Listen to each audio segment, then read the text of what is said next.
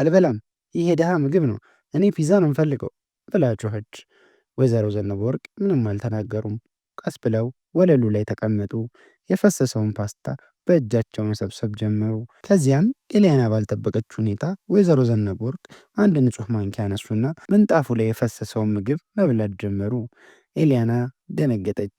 ምን እያደረግሽ ነው?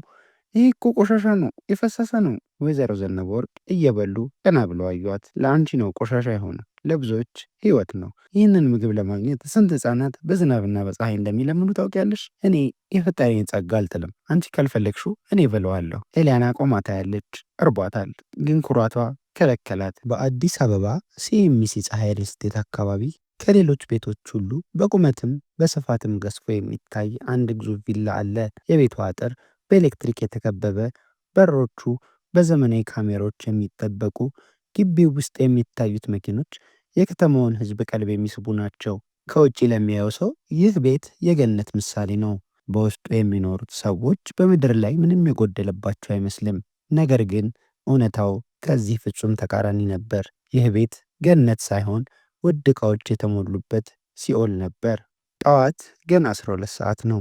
የሰፈሩ ሰው ወደ ሥራ ለመሄድ በሚጣደፍበት ሰዓት ከዚህ ግዙፍ ቤት ውስጥ አንዲት የሴት ጩኸት ተሰማ።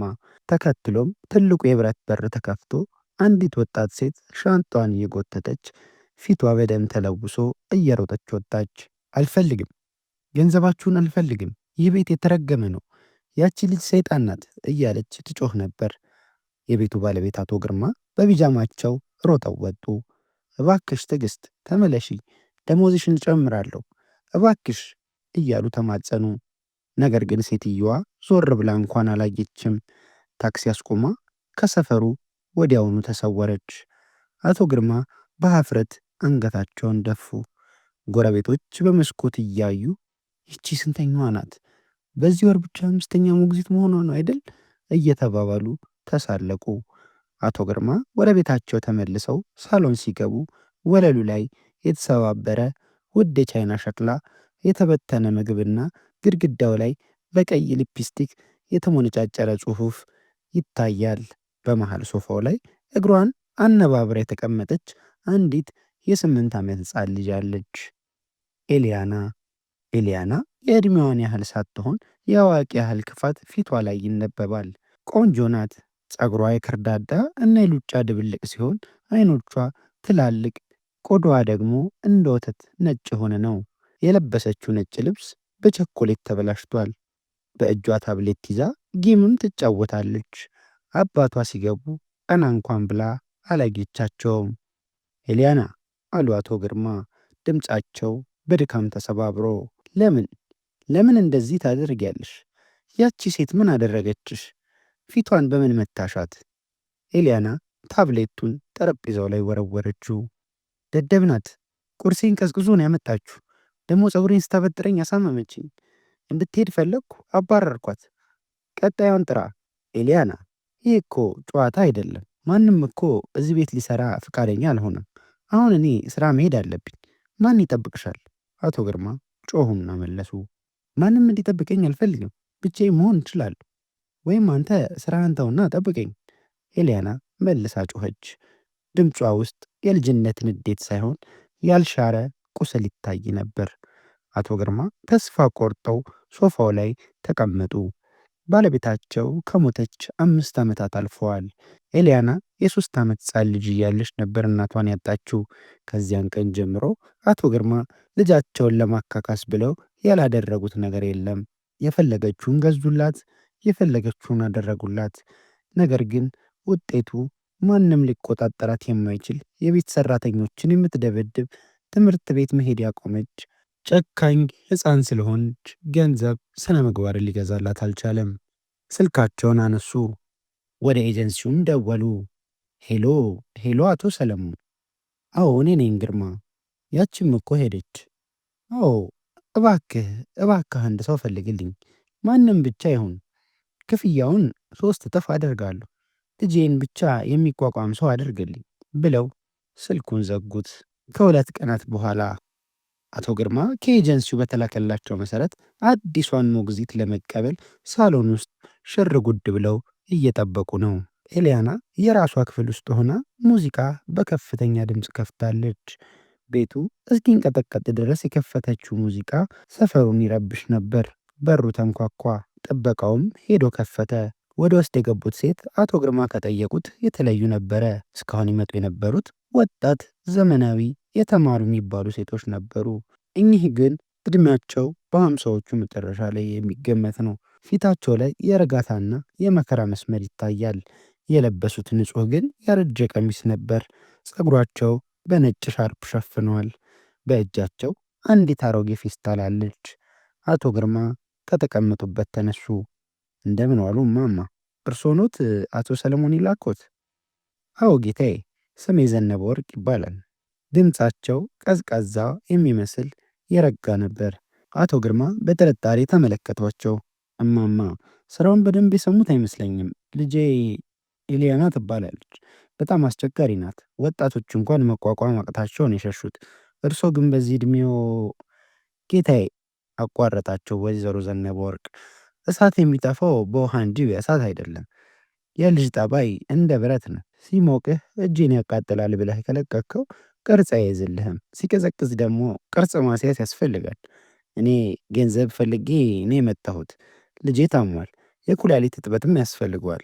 ለሕክምናው ብር ስለምፈልግ የልጅውን ጠባይ ችዬ እሰራለሁ። አቶ ግርማ በንግግራቸው ተደነቁ። እሺ ግን አስጠነቅቆታለሁ። ስድብ አለ፣ ንብረት መስበር አለ፣ ምናልባትም አካላዊ ጥቃት ሊኖር ይችላል። ችግር የለውም ለሱ። መቼ ልጀምር? አሁኑ ነው። ኤሌና ክፍሏ ውስጥ ነች። እስቲ እንያት። ወይዘሮ ዘነበ ወርቅ ፌስታላቸውን አስቀመጡ። ወደ ላይኛውን ፎቅ አመሩ። ሙዚቃው አሁንም እየጮኸ ነው። የኤልያና ክፍል በሩ ተዘግቷል። አንኳኩ። ሂድ ከዚህ፣ ማንም እንዳይገባ ብያለሁ። ኤልያና ከውስጥ ሆና ጮኸች። ወይዘሮ ዘነበ ወርቅ በሩን ከፈቱት።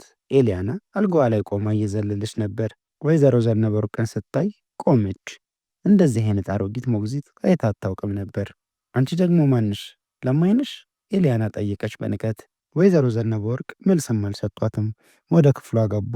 ሙዚቃው የሚጮህበትን ስፒከር ሶኬት ከግድግዳው ላይ ነቀሉ። ክፍሉ በድንገት ጸጥ አለ። ኤልያና ደነገጠች። ማንም እንዲህ አድርጎባት አያውቅም። ምን አደረግሽ? አበድሽ እንዴ? አሁኑ አባዬን ጠርቼ ነው የምነግረው። ኤልያና ከአልጋው ወርዳ ወደ ወይዘሮ ዘነበ ወርቅ ሮጠች።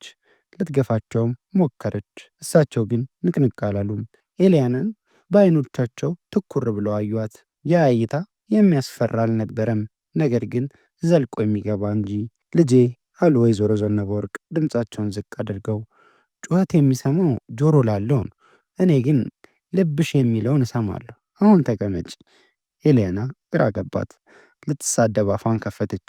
ቃላት ግን ጠፉባት። ይቺ ሴት የተለየች ነች አለች። የመጀመሪያው ሳምንታቸው ሲኦል ነበር። ኤልያና ወይዘሮ ዘነበ ወርቅን ለማባረር ያላደረገችው ነገር አልነበረም። ጠዋት ቡናቸው ላይ ጨው ጨምራለች። ልብሳቸውን በመቀስ ትቀዳለች። ወለሉ ላይ ዘይት አፍስሳ ታደናቅፋቸዋለች። አቶ ግርማ በየቀኑ ማታ ብቅ ሄዱ፣ ደሞዝዎን እከፍላለሁ ይሏቸው ነበር። ወይዘሮ ዘነበ ወርቅ ግን አይሆንም በጭራሽ አሻፈረኝ ይላሉ። አንድ ቀን ኤልያና ምሳ ብይ ስትባል እምቢ አለች። ሳህኑንም አንስታ ወለሉ ላይ ወረወረችው። ፓስታው ምንጣፉ ላይ ተበተነ። አልበላም፣ ይሄ ድሃ ምግብ ነው፣ እኔ ፒዛ ነው የምፈልገው ብላ ጮኸች። ወይዘሮ ዘነበ ወርቅ ምንም አልተናገሩም። ቀስ ብለው ወለሉ ላይ ተቀመጡ። የፈሰሰውን ፓስታ በእጃቸው መሰብሰብ ጀመሩ። ከዚያም ኤልያና ባልጠበቀች ሁኔታ ወይዘሮ ዘነበ ወርቅ አንድ ንጹሕ ማንኪያ አነሱና ምንጣፉ ላይ የፈሰሰውን ምግብ መብላት ጀመሩ። ኤልያና ደነገጠች። ምን እያደረግሽ ነው?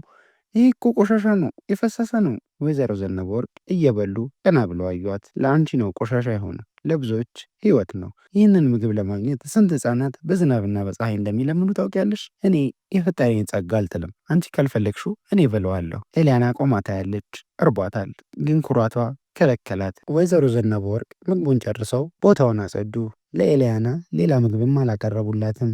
ማታ ላይ ኤልያና በረሃብ ተንቀጠቀጠች። ወጥ ቤት ገብታ የምትበላውን ነገርም ፈለገች። ፍሪጁ ተቆልፏል። ቁልፉ ወይዘሮ ዘነበ ወርቅ እጅ ላይ ነው። ኤልያና እያለቀሰች ወደ ወይዘሮ ዘነበ ወርቅ ክፍል ሄደች። ወይዘሮ ዘነበ ወርቅ አልጋቸው ላይ ተቀምጠው መጽሐፍ ቅዱስ ያነባሉ። ቁልፉ ስጭኝ እርቦኛል አለች ኤልያና በቁጣ። ወይዘሮ ዘነበ ወርቅ መነጽራቸውንም ወለቁ። ረሃብ ምን እንደሆነ አወቅሽው? አዎ ክፉ ሴት። በጣም ጥሩ። ዛሬ ረሃብን ተማርሽ፣ ነገ ደግሞ ምስጋናን ትማሪያለሽ። ነይ እዚህ። ወይዘሮ ዘነበወርቅ ከትራሳቸው ስር አንድ የደረቅ ዳቦ አወጡ። ይህንም ብይ። ኤልያና ዳቦውን አይታ አፏን አጣመመች፣ ግን አማራጭ አልነበራትም። ተቀብላ በላች። ያ ደረቅ ዳቦ በሕይወቷ ከበላችሁ ፒዛና በርገር የበለጠ ጣፋጭ ሆነባት። ከዛን ቀን በኋላ ነገሮች መቀየር ጀመሩ። ኤልያና ወይዘሮ ዘነበወርቅን መፍራት ሳይሆን ማክበር ጀመረች። ወይዘሮ ዘነበወርቅ አይመቷትም፣ አይጮሁባትም። ነገር ግን በተግባር ያስተምሯታል። ኤልያና ልብስ ስትወረውር እሳቸው አያነሱላትም። የጣለ ያነሳል ብለው ይተውላታል። ኤልያና የምትለብሰውን ስታጣ ራሷ ማጠብና ማጠፍ ጀመረች። አቶ ግርማ ለውጡን ሲያዩ ማመን አቃታቸው። እማማ ምን አይነት ድግምትን የተጠቀሙት ብለውም ጠየቁ። ፍቅር ድግምት አይደለም ጌታዬ፣ ፍቅር ስራ ነው። ልጆ የሚሰማት ብቻዋን ስለሆነች ነው። እኔ አብሬያት መጫወት ጀመርኩ። ተረትም ነገርኳት። የራሴን የልጅነት ታሪኬንም አጫወትኳት። እሷ እናት ነው የፈለገችው እንጂ ሰራተኛ አልነበረም። ይህ በእንዲህ እንዳለ 3 ወራት አለፉ።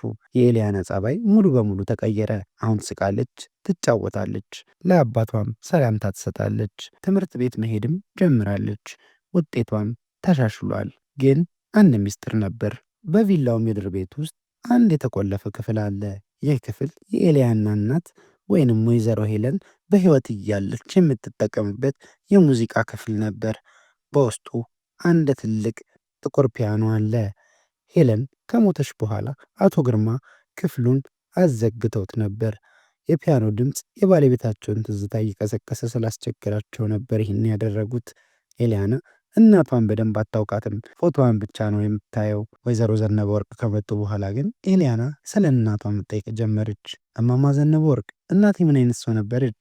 ወይዘሮ ዘነበወርቅ አይናቸው ይጨናበሳሉ። ቆንጆ ነበረች፣ እንደ አንቺ ደግ ነበረች፣ ሙዚቃን ትወድ ነበር። እንዴ አንቺ እንዴት አወቅሻት? አባዬ እኮ አንቺን ከመቅጠሩ በፊት አይቶሽ አያውቅም አለኝ። ወይዘሮ ዘነበወርቅ ደነገጡ። ዝም ብዬ ገመትኩ፣ ሁሉም እናት ለልጇ ደግ አይደለች ብለው አድበሰበሱት። አንድ ቀን አቶ ግርማ ለሥራ ጉዳይ ወደ ዱባይ ሄዱ። ቤት ውስጥ ወይዘሮ ዘነበወርቅና ኤልያና ብቻቸውን ናቸው። ዝናቡ ይዘንባል፣ መብራትም ጠፋ። ቤቱ በሻማ ብርሃን ደምቆ ነበር። እማማ ዘነበወርቅ ደበረኝ፣ የሆነ ነገር አጫውችኝ አለች ኤልያና። እሳቸውም ተነሱ፣ ሻማ ያዙና ነይ ተከተይኝ፣ አንድ ነገር አሳይሻለሁ አሏት። ወደ ምድር ቤትም ወረዱ። ኤልያና ፈራች። እዛ እኮ የተከለከለ ነው፣ አባዬ ይቆጣል። አባትሽ የለም። ደግሞ አንዳንድ ጊዜ ሕግ መጣስ ለበጎ ነው። እሳቸው ከኪሳቸው አንድ የዛገ ቁልፍም አወጡ። ይህንን ቁልፍ የት እንዳገኙት ኤልያና በጭራሽ አታውቅም። በሩ ተከፈተ። ክፍሉ አቧራ ለብሷል። መሃል ላይ ያ ትልቅ ፒያኖ አለ። ወይዘሮ ዘነበወርቅ ወደ ፒያኖ ሄዱ። ክዳኑን ገለጡት። አቧራውን ብለውም ነፉበትና አጸዱት። ኤልያና በአግራሞት ታያለች። መጫወት ትችያለሽ? ጠየቀች ኤልያና። ወይዘሮ ዘነበወርቅ ወንበሩ ላይ ተቀመጡ። ጣታቸውን ቁልፎቹ ላይ አሳረፉ። ያ ያረጀ የደከመ የሥራ እጃቸው ፒያኖን ሲነካው ግን ወጣት ሆነ። ይህንን ዘፈን እናትሽ ተወደው ነበር አሉ እማማ ዘነበወርቅ። መጫወትም ጀመሩ። ሙዚቃው ልብ የሚሰብር ግን ደግሞ የሚያጽናና ነበር። ድምፁ በቤት ውስጥ አስተጋባ። ኤልያና ከዚህ በፊት ሰምተው የማታውቀው ግን ነፍሷ የሚያውቀው አይነት ዜማ። ወይዘሮ ዘነበወርቅ መጫወት ብቻ ሳይሆን አብረው ማዜብም ጀመሩ። የኔ ቆንጆ፣ የኔ አበባ፣ የሰማይ ስጦታ፣ የልቤ ተስፋ፣ ናትና አቀፌ፣ ትረፍ ሐዘኔ እያሉ አዜሙ። ኤልያና እንቧ መጣ። ሳታውቀው ወደ ወይዘሮ ዘነበወርቅ ጠጋም አለች። እሳቸው አንዱን እጃቸውን አወርደው ኤልያና አቀፏት። በዚያ ጨለማ በሻማ ብርሃን በፒያኖ ዜማ ውስጥ ኤልያና ለመጀመሪያ ጊዜ የእናትናት ሽታ አሸተተች። ከሁለት ቀናት በኋላም አቶ ግርማ ከዱባይ ተመለሱ። ጉዟቸውን አቋርጠው ነበር የመጡት፣ ምክንያቱም የሆነ ነገር ልባቸውን ሲረብሻቸው ስለነበር። ማታ 2 ሰዓት ላይ ወደ ቤትም ገቡ። ቤቱ ጸጥ ብሏል። ሰላም ነው ብለውም አሰቡ። ድሮ ቢሆን በዚህ ሰዓት ጩኸት ነበር። ወደ ላይኛው ፎቅ ሊወጡ ሲሉ ከምድር ቤት በኩል የሙዚቃ ድምፅ ሰሙ። የፒያኖ ድምፅ። አቶ ግርማ ደነገጡ። ማን የከፈተው? ኤልያና ፒያኖ አትችልም። ወይዘሮ ዘነበወርቅ እርምጃቸውንም አፋጠኑ። ልባቸው በኃይል ይመታል። ያ ዜማ፣ ያ አሁን የሚሰሙት ዜማ እሱ ራሱ ዜማ ነበረ። ወደ ምድር ቤቱም ወረዱ። በሩ በትንሹ ተከፍቷል። አቶ ግርማ በሩን ገፉት። ያዩት ነገር ባሉበት አደረቃቸው። ደማቸው ቀዘቀዘ። ዕቃቸው ከእጃቸውም ላይ ወደቀ። ዱብ አለ።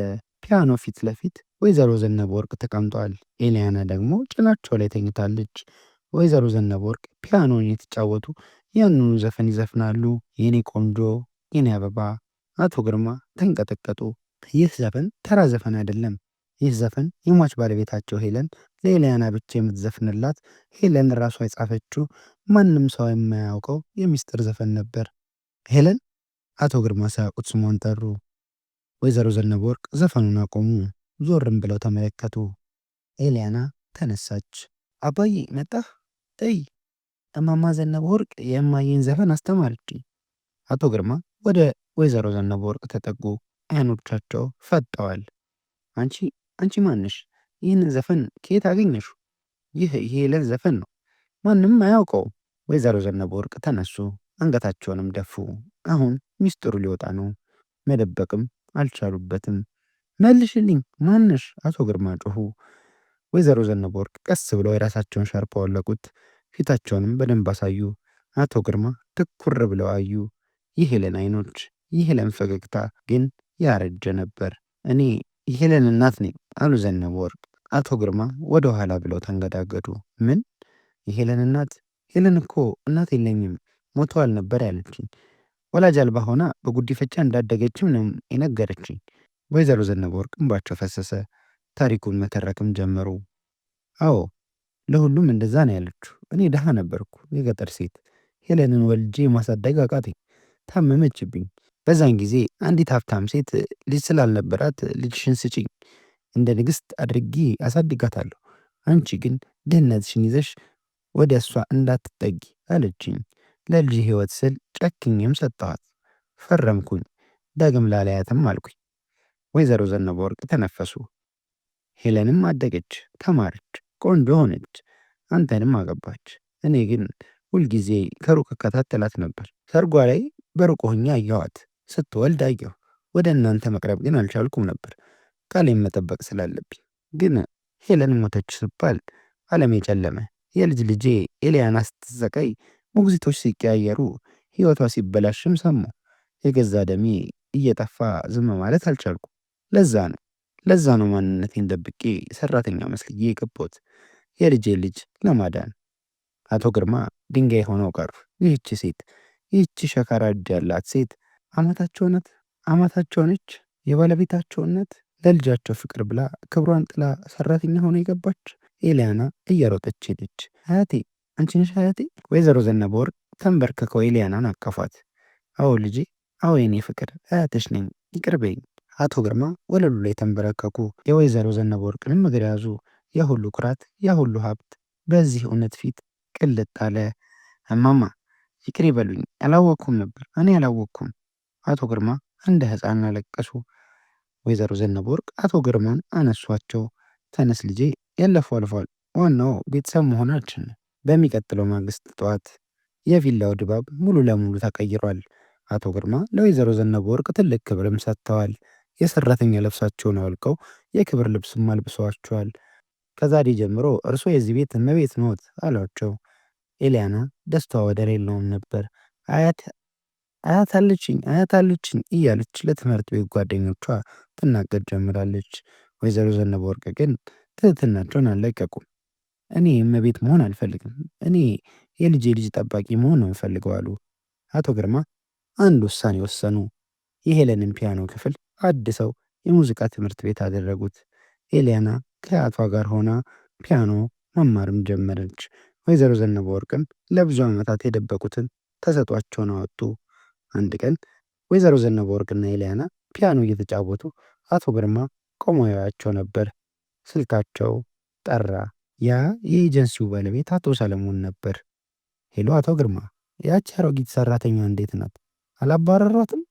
ሌላ ወጣት ልጅ አግኝቼ ነበር አለ ሰለሞን። አቶ ግርማ ፈገግ አሉ። አይ ሰለሞን፣ ያቺን አሮጊት አላባረርኳትም። እሷ ሰራተኛ አይደለች። እሷ የቤታችን መሰረት ናት፣ የቤታችን ብርሃን ናት። ከእንግዲህ ሙግዚት አያስፈልገንም፣ አግኝተናል ብለው ስልኩን ዘጉት። ተፈጸመ። እንዲህ አይነት ታሪኮች የሚመቿችሁ ከሆነ ቻናላችንን ላይክ፣ ሰብስክራይብ እና ሼር በማድረግ የቤተሰባችን አካል ይሁኑ። እናመሰግናለን።